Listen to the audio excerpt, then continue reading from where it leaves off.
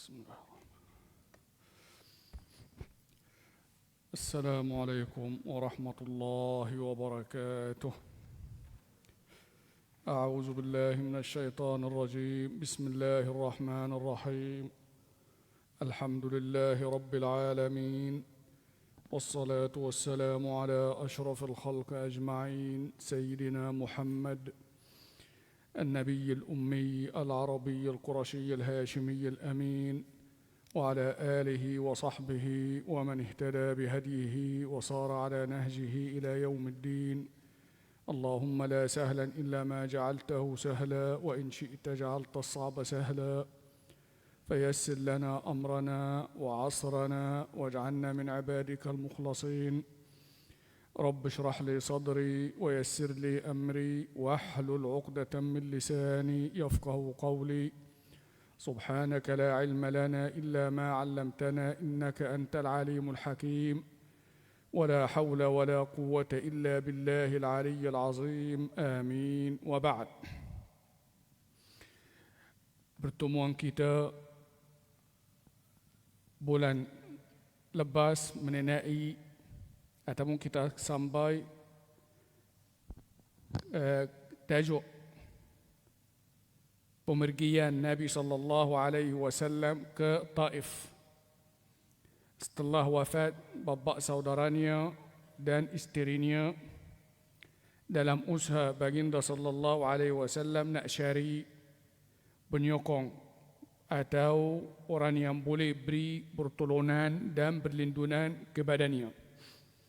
Dan kita ceritakan bagaimana membesar At-Taif, memberi layanan yang begitu sangat tidak baik terhadap Nabi sallallahu alaihi wasallam, dan bagaimana Nabi balik dalam keadaan hamba, sedih, dan kita cerita dengan panjang lebar macam mana tindakan orang-orang Taif terhadap Nabi sallallahu alaihi wasallam. Dan kita sudah sampai kepada satu bersinggahan Nabi sallallahu alaihi wasallam di satu tempat bernama Nakhlah. Maknanya dalam perjalanan Nabi sallallahu alaihi wasallam pulang dari Taif, pada suatu bersinggahan atau di satu bersinggahan di waktu malam di tempat yang bernama Nakhlah. Jadi Nabi di waktu malam duduk membaca Al-Quran. Lalu Allah Subhanahu wa taala menghalakan serumbunan jin untuk mendengar bacaan Al-Quran daripada Nabi sallallahu alaihi wasallam. Seolah-olah Allah nak bagi tahu kalau manusia tak boleh terima, tak boleh beriman, jin boleh apa? Boleh terima dan boleh beriman. Jadi ini merupakan, menurut sebahagian ulama, ini pertemuan kali pertama jin dengan Nabi sallallahu alaihi wasallam. Manakala ada sebahagian ulama yang lain dia kata tidak, ini bukan kali pertama, ini kali kedua. Kalau kali pertama, menurut sebahagian ulama dia kata kali pertama jin bertemu dengan Nabi sallallahu alaihi wasallam apabila mereka mula terhalang daripada mencuri dengar. Dan mungkin kita pernah ceritakan sebelum ni, tapi supaya jadi cerita ni ada urutan dia dan ada kesenambunan dia yang berkaitan pertemuan jin dengan Nabi sallallahu alaihi wasallam. Kalau kita kata kali pertama jin bertemu dengan Nabi apabila mereka terhalang daripada syuri dengar, iaitu sewaktu Nabi sallallahu alaihi wasallam mula diutus ataupun apabila Nabi diutus sebagai rasul. Sebelum Nabi sallallahu alaihi wasallam dipilih menjadi rasul, sebelum Nabi sallallahu alaihi wasallam terima wahyu, salah satu aktiviti atau kerja jin, mereka akan syuri dengar. Syuri dengar apa? Perkara-perkara yang akan terjadi di muka bumi. Masing-masing akan adanya tempat dia. Dan bila ada satu penyampaian daripada malaikat mengenai perkara yang akan berlaku di muka bumi, mereka akan syuri dengar dan terus bawa perkara yang mereka syuri itu atau maklumat yang mereka syuri itu turun bagi kepada al-kuhan, tukang-tukang telik. Hal itu disebut dalam surah Al-Jin. Wa inna kunna naq'udu maqa'ida lis-sam'i faman yastami' al-ana yajid lahu shahaban rasada. Maknanya mereka itu akan duduk dekat langit. Bila adanya suatu maklumat sampai kepada malaikat langit pertama, langit dunia, mereka akan curi dengar, dan apa yang mereka dengar itu akan bawa turun kepada kawan dia atau tuan dia atau tukang-tukang telik. Bila Nabi SAW diutus menjadi rasul, mereka terhalang.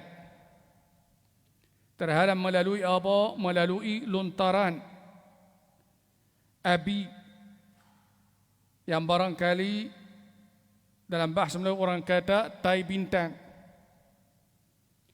Ini sebenarnya fenomena ini sebelum Nabi SAW diangkat menjadi rasul tak ada. Jadi bila Nabi SAW mula terima wahyu, mula dijadikan rasul, semua jin tidak lagi dibenarkan atau dihalang daripada syuri dengar. Dan siapa cuba juga nasib akan dibalin dengan serbahan bintang, akan dibalin dengan api membakarkannya. Sampai mula-mula kejadian itu berlaku, keadaan langit kelihatan merah penuh. Dan hal itu sangat menunjukkan orang-orang Arab pada ketika itu, masyarakat Arab pada ketika itu, sampai mereka sangat takut dan sudah ada kepercayaan akan terjadinya hari kiamat.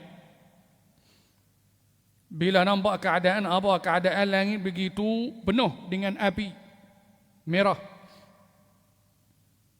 Ini menunjukkan juga bila ramai jin yang kerja mereka dulu duduk apa? Syuri dengar. Sampai mereka itu bertukar menjadi baik. Yang ada hamba dia membebaskan hamba dia, mereka melepaskan binatang ternakan mereka, mereka bertukar menjadi baik belaka. Takut-takut akan terjadinya hari kiamat. Kerana mereka apa? Dikujudkan dengan situasi atau keadaan pertama kali bila kelihatan apa? Bintang duduk apa? Terbakar. Jadi bila jin, kita tak mau pergi cerita lain, kita fokus kepada pertemuan jin dengan Nabi SAW. Jadi bila jin terhalang dan mereka pergi bagi tahu kepada iblis alaihi la'natullah, dia kata mesti ada sesuatu yang terjadi di muka bumi. Mesti ada sesuatu yang terjadi. Jadi iblis mula apa bagi arahan supaya jin atau anak-anak buahnya supaya apa berbicara, pergi merata cari apa yang terjadi. Apa yang berlaku di muka bumi yang menyebabkan mereka terhalang daripada syuri dengar.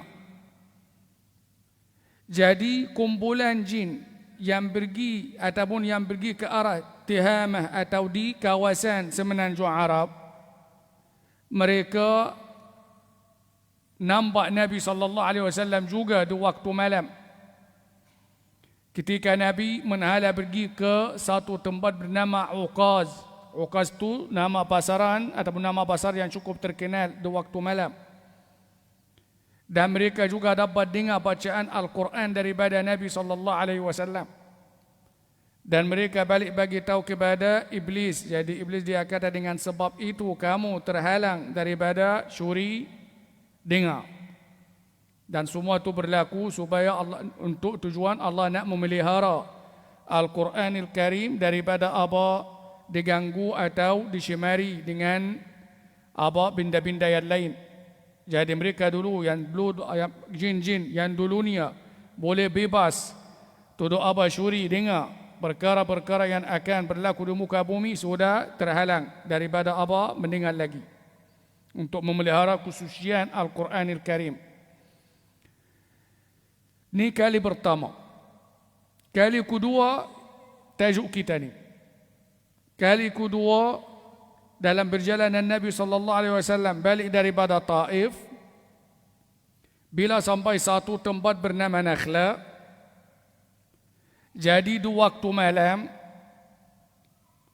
Allah subhanahu wa ta'ala menhalakkan sekumpulan jin untuk dengar bacaan Al-Quran daripada Nabi sallallahu alaihi wasallam.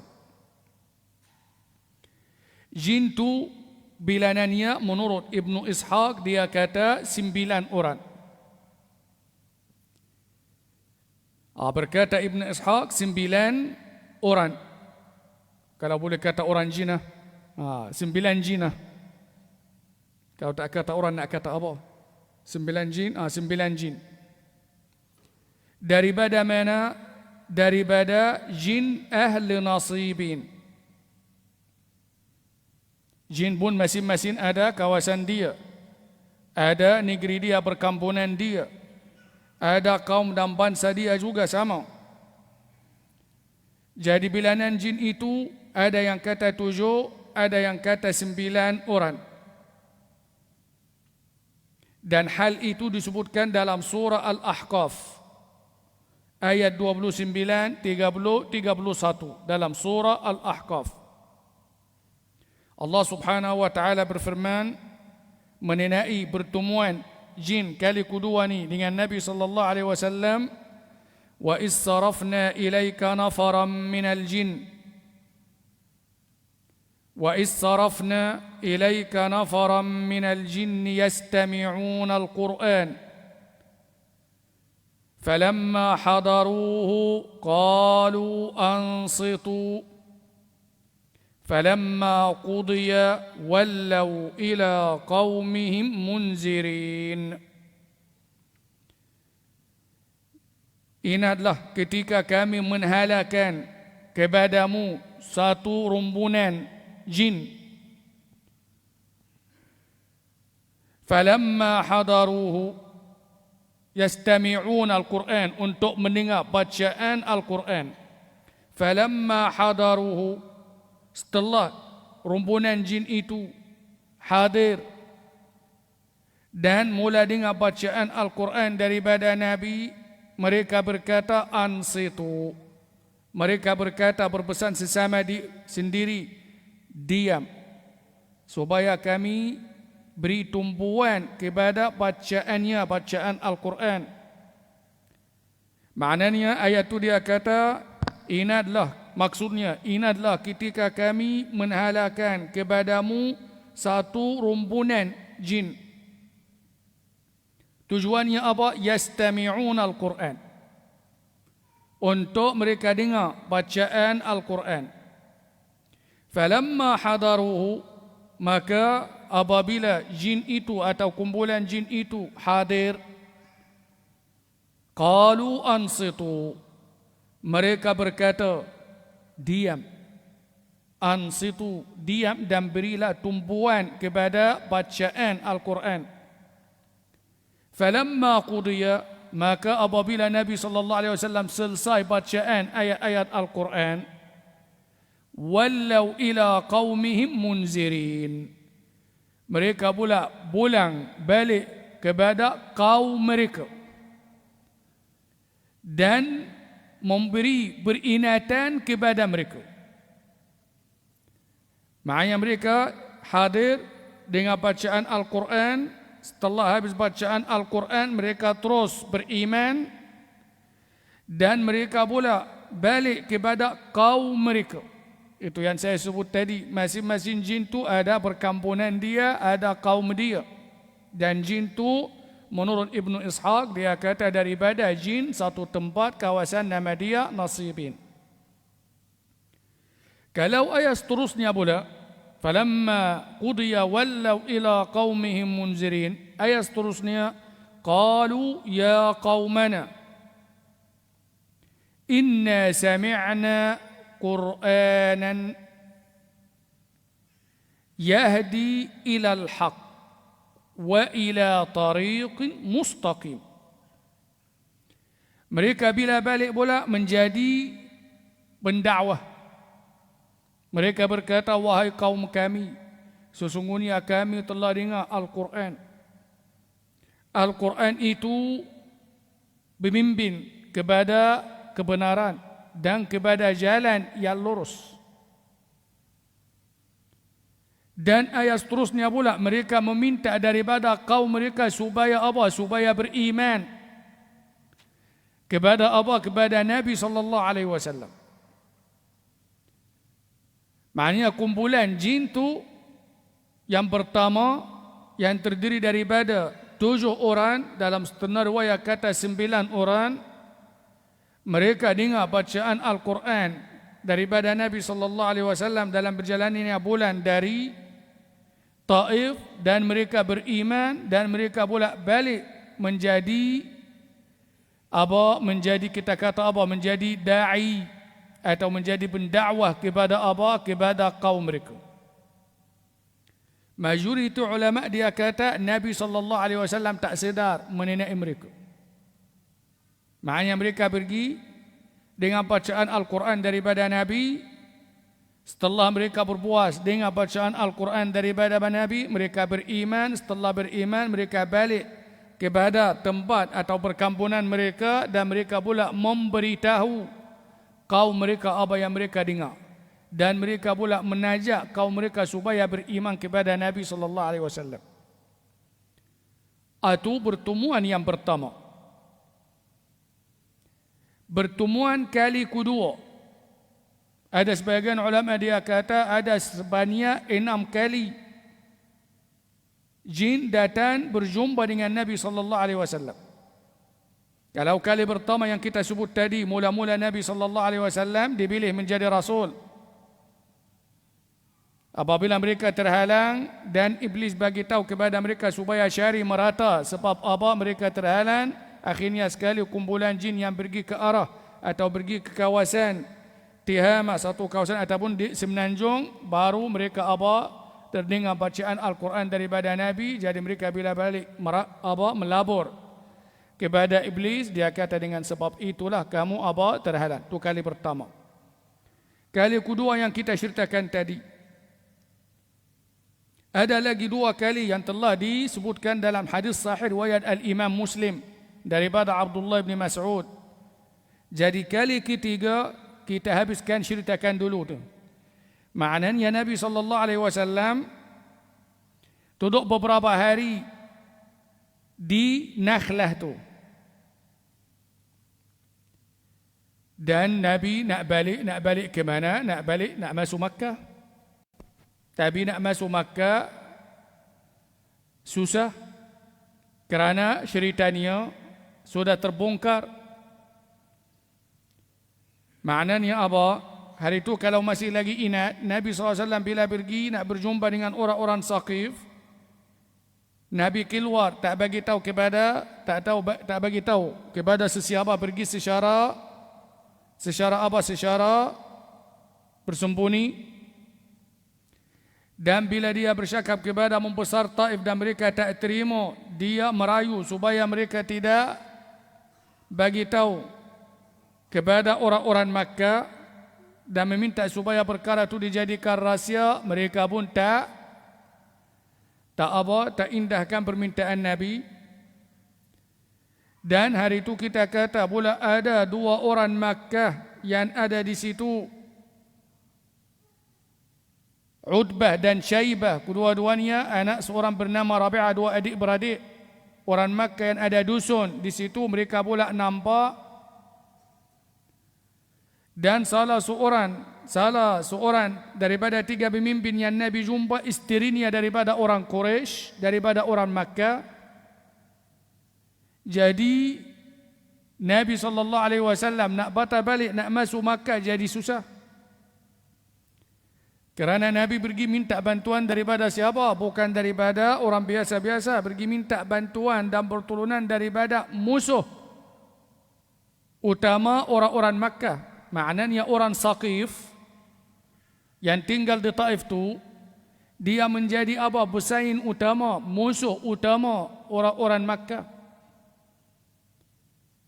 Jadi bila orang-orang Makkah dapat tahu Nabi pergi minta tolong musuh mereka, lagi mereka sakit hati dengan Nabi SAW. Jadi Nabi SAW pula jadi susah. Orang Saqif tak langsung bagi bantuan, tak bagi bantuan langsung. Dan Nabi SAW nak balik pula ke Makkah, sudah pastinya mereka akan menancam dia kerana mereka sudah dapat tahu dia pergi minta tolong musuh mereka. Bapa saudara Nabi sudah tak ada dah.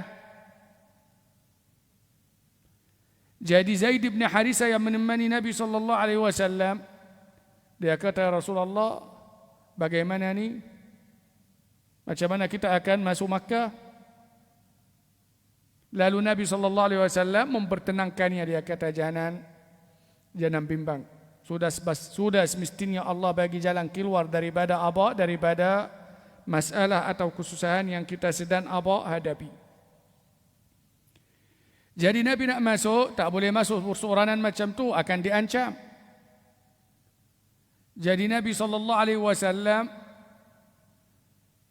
mengutuskan seorang bernama Abdullah bin Uraiqit. Abdullah bin Uraiqit itu kemudian hari yang akan menjadi penunjuk jalan atau menemani Nabi SAW ketika berhijrah daripada Makkah ke Madinah. Orang yang sama, nama dia Abdullah bin Uraiqit. Jadi Abdullah bin Uraiqit, Nabi SAW mengutuskan seseorang nama dia Abdullah bin Uraiqit kepada seseorang pemimpin Makkah, nama dia Al-Akhnas bin Shuraiq. Dan Nabi SAW meminta daripada Al-Akhnas supaya memberi perlindungan kepada dia supaya dia dapat masuk Makkah. Maknanya dengan kata lain, Nabi meminta daripada Al-Akhnas bin Shuraiq melalui utusan yang bernama Abdullah bin Uraiqit supaya Al-Akhnas ni menyambut Nabi dan memberi perlindungan kepada dia supaya orang-orang tak bertindak terhadap Nabi SAW. Lalu Al-Akhnas bin Shuraiq dia kata, aku tak boleh. Aku tak ada kelayakan untuk memberi perlindungan kepada dia. Kerana aku bukan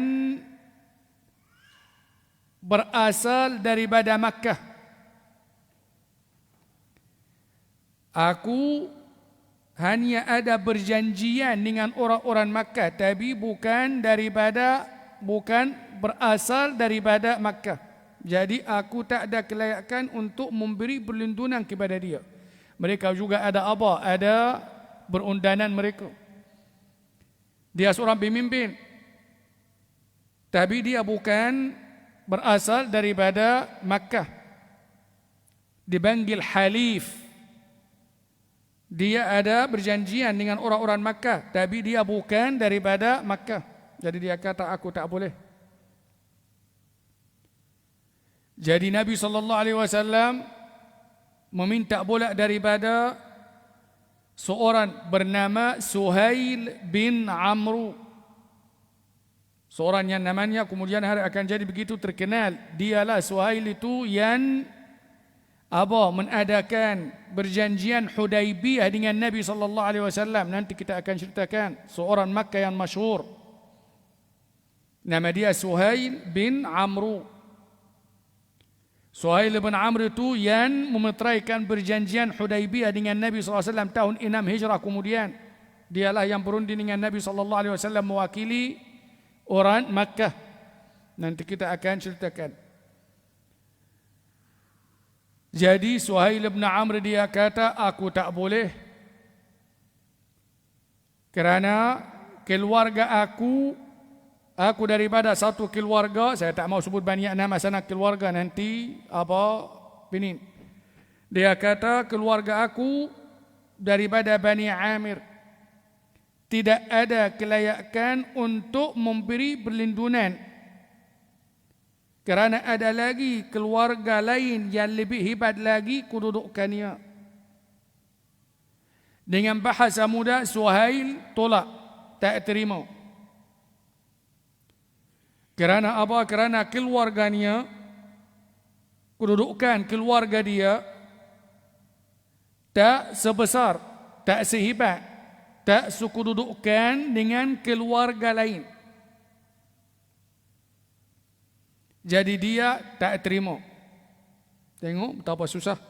Maknanya Nabi nak balik masuk kampung halaman dia, balik jadi susah. Nak masuk seorang tak boleh. Jadi minta tolong Al-Akhnas bin Surai, tak terima. Minta tolong Suhail bin Amr, tak terima. Masing-masing ada alasannya. Jadi Nabi SAW bolak meminta tolong seorang bernama Al-Mut'im bin Adi. Al-Mut'im bin Adi, seorang kenamaan yang cukup terkenal. Nama dia Al-Mut'im bin Adi. Juga Nabi SAW minta tolong dia melalui utusan juga. Dia tak boleh masuk Makkah terus. Dia duduk di luar, dekat Nakhlah. Jadi Al-Mut'im bin Adi terima dan bagi tahu kepada utusan Nabi supaya dia datang dan dia yang akan memberi perlindungan kepada dia.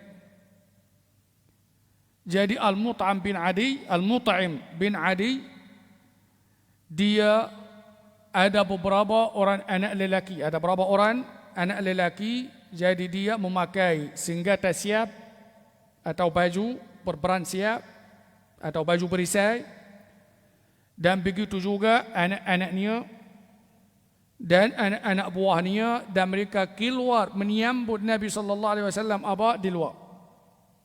Al-Mut'im itu kafir. Jadi dia keluar dengan membawa anak-anak dia dan anak buah dia, dan pergi menyambut Nabi SAW di luar dan membawa Nabi SAW masuk. Dan terus membawa Nabi ke Kaabah dan suruh Nabi SAW tawaf depan khalaik ramai. Dia nak bagi tahu kepada orang ramai, dia masuk Makkah bawa perlindungan aku. Maknanya tak boleh sesiapa kacau dia.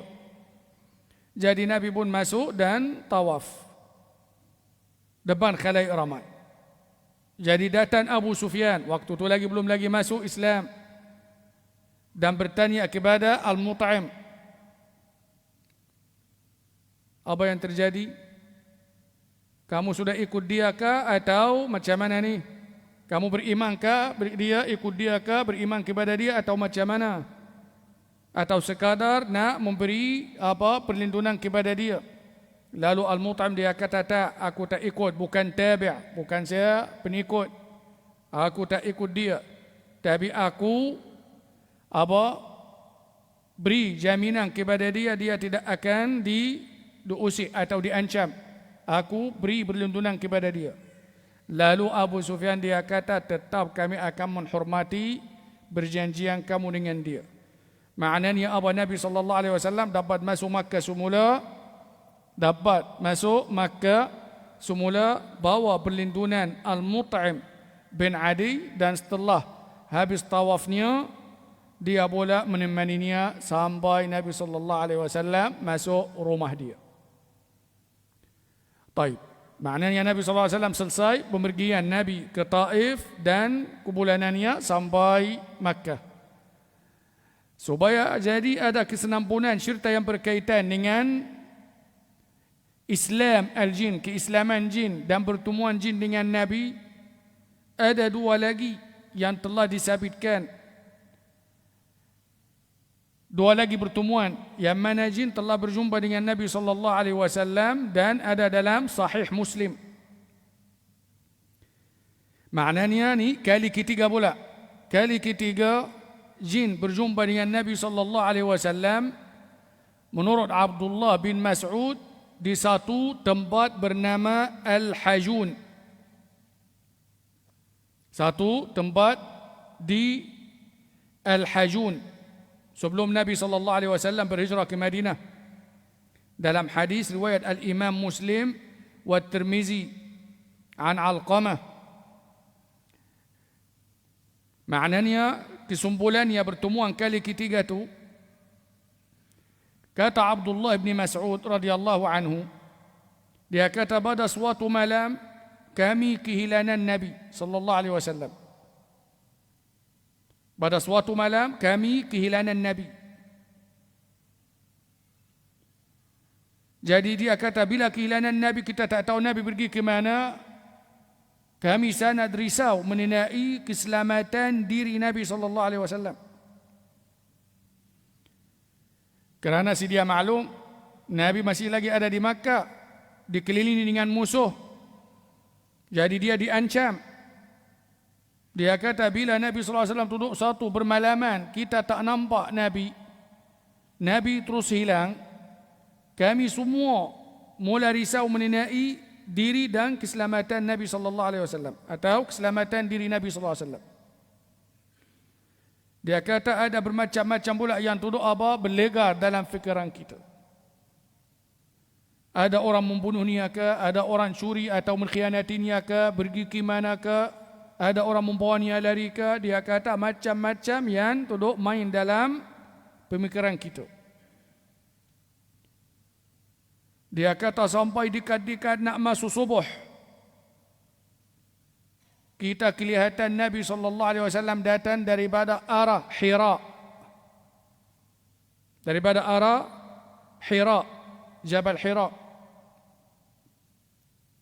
Lalu kami bertanya kepada Nabi SAW, Ya Rasulullah, inna faqadnaka fatalabnaka. Kami kehilanganmu, kami duduk cari merata-rata. Kamu pergi mana? Lebih kurang bahasa dia.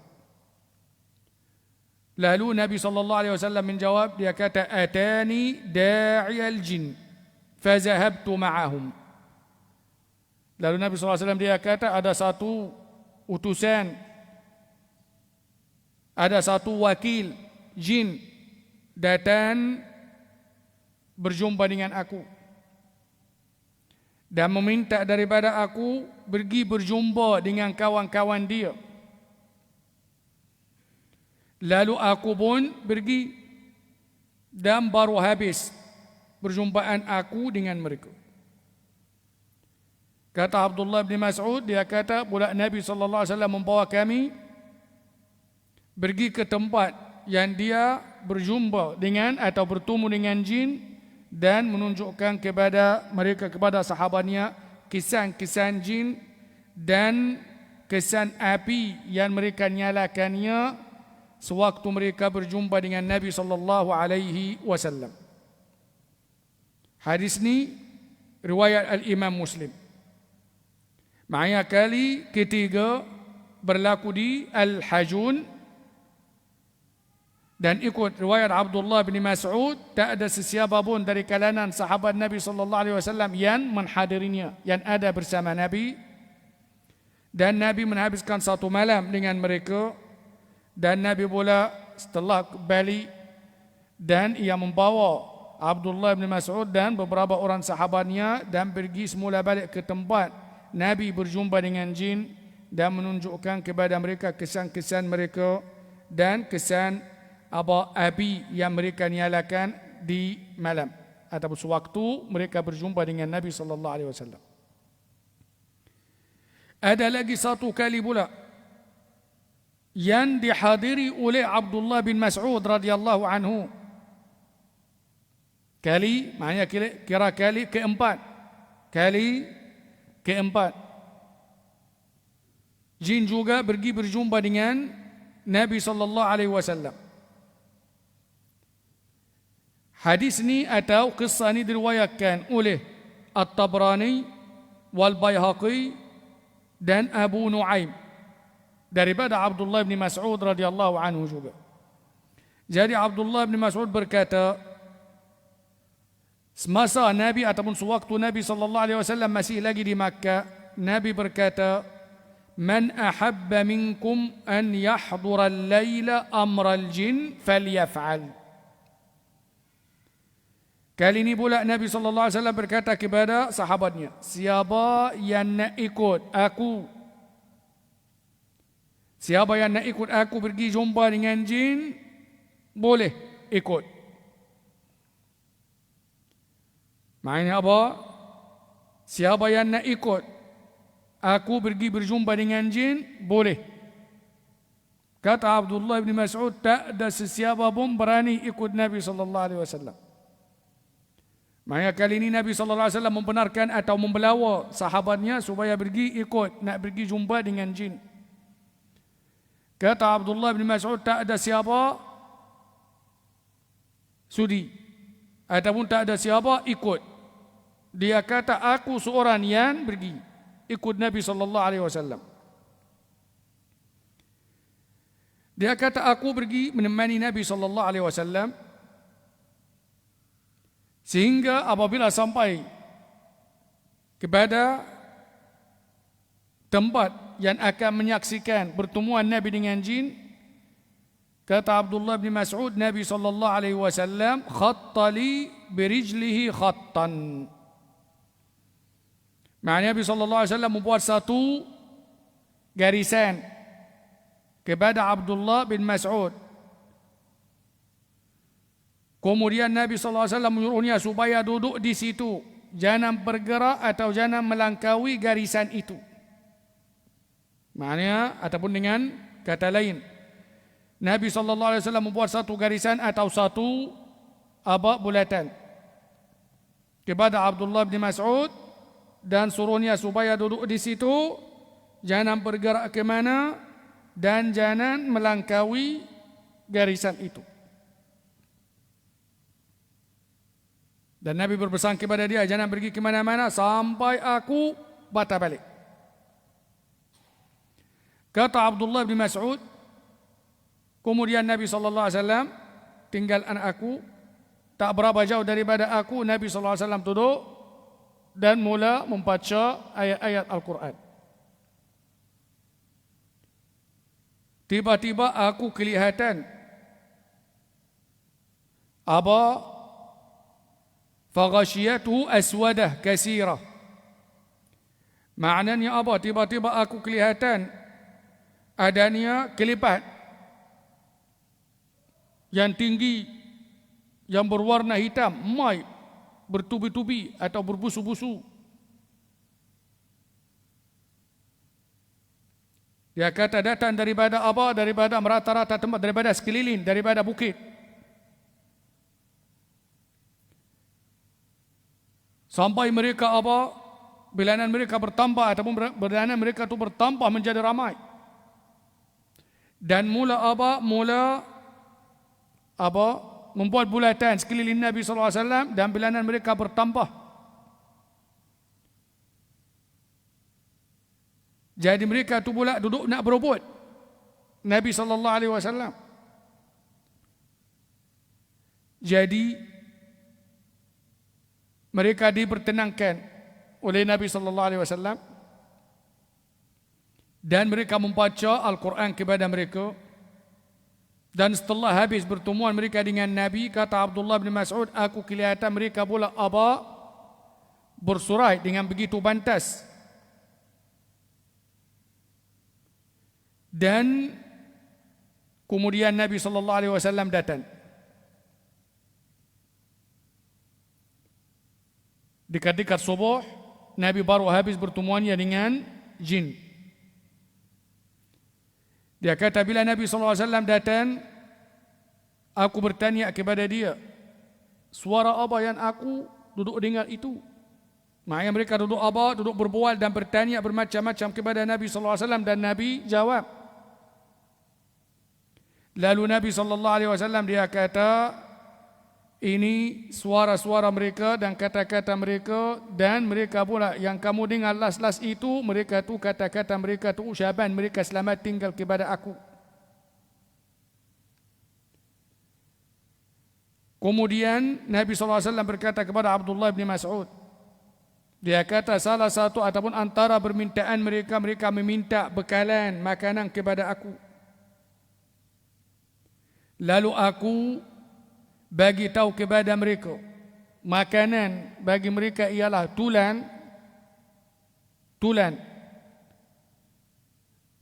Maknanya bila mereka tu meminta makanan kepada Nabi sallallahu alaihi wasallam, bekalan makanan kepada Nabi, benda yang boleh jadi makanan bagi mereka. Lalu Nabi sallallahu alaihi wasallam berkata, aku bagi mereka tulang sebagai makanan mereka. Lalu Abdullah bin Mas'ud dia kata, ya Rasulullah, tulang itu apa yang boleh makan daripada tulang? Kalau tulang tu kita maklumlah, kalau kita manusia makan daging, tinggal tulang, tinggal kosong, tak ada apa langsung. Jadi Nabi sallallahu alaihi wasallam dia kata, bagi tahu, dia kata setiap tulang yang mereka jumpa akan kembali semula macam keadaan asal dia. Maknanya apa? Makanan mereka tu tulang yang kita makan ni sampai tinggal lincin, tak ada apa-apa tu. Dia kata bila jin nak makan akan kembali dalam keadaan asal dia. Maksudnya akan kembali berisi dengan daging. Jadi Sayyidina Abdullah bin Mas'ud dia kata, ya Rasulullah, ada setengah orang dia menuturkan tulang itu. Lalu Nabi SAW melarang daripada apa? Daripada menajiskan atau beristinja dengan menggunakan tulang. Kerana tulang itu akan menjadi apa? Makanan saudara-saudara, kata Nabi, saudara-saudara jin kamu. Maknanya Nabi bagi tulang makanan bagi mereka. Sekalipun tulang yang mereka tu jumpa tu kosong, tak ada apa, sebaiknya mereka pegang akan kembali dalam keadaan asal, maksud akan adanya isinya daging. Mereka pula minta makanan kepada kenderaan mereka. Mereka pun ada kenderaan juga. Jadi makanan yang diberikan kepada kenderaan mereka, haiwan mereka, ialah najis haiwan kita. Macam mana pula? Dia kata bila nak makan akan kembali kepada keadaan asal dia. Maknanya kalau rumput, ada rumput balik. Kalau bijian ataupun biji-biji bijirin akan kembali kepada bijirin, menjadi makanan pula kepada haiwan tunggangan mereka. Jadi ini adalah kali ketiga pertemuan jin, kali keempat perjumpaan jin dengan Nabi sallallahu alaihi wasallam. Dan bilangan orang yang ataupun bilangan jin yang menemui Nabi sallallahu alaihi wasallam ikut kali yang keempat itu lebih kurang 60 orang yang berjumpa dengan Nabi sallallahu alaihi wasallam kali keempat. Dan kalau menurut seorang ulama bernama Abu Hamzah As-Samali, dia kata ini merupakan bilangan yang paling ramai pernah berjumpa dengan Nabi, dan mereka itu terdiri daripada orang-orang kenamaan, orang-orang hebat jin yang pergi berjumpa dengan Nabi sallallahu alaihi wasallam kali keempat. Taib. Sebenarnya ada kesenampunan cerita bagi jin-jin yang mula-mula berjumpa dengan Nabi sallallahu alaihi wasallam. Jin-jin ni umurnya panjang berbandingkan manusia.